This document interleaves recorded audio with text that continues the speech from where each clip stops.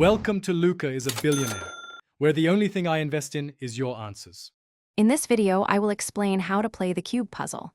The primary objective is to achieve a single, solid color on each of the 6 faces. This popular 3-dimensional puzzle consists of 6 faces, each divided into 9 smaller squares.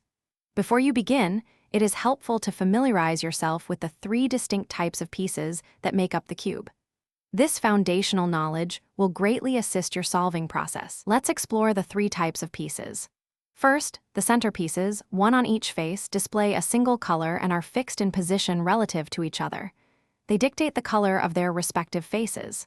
Next, the 12 edge pieces each have 2 colors and sit between 2 center pieces. Finally, the 8 corner pieces, located at the cube's vertices, each show 3 distinct colors. Knowing these distinctions is key. After the flop, your strategy becomes more complex. Bet for value when you believe you have the best hand, aiming to extract maximum chips. Strategic bluffing can be effective, especially against tight players, but use it sparingly. Pot control is key. Don't overcommit to marginal hands.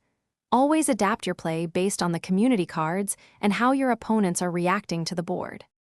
With the first layer solved, orient your cube so that layer is on the bottom. Now, focus on solving the 4 edge pieces of the middle layer, placing each one correctly between its 2 adjacent center pieces. For the final layer, the process involves 3 main steps. First, forming a cross on the top face. Second, orienting the 4 corner pieces. And third, correctly positioning the 4 edge pieces. You're almost there. Thanks for watching and please subscribe. It's the best investment you'll ever make.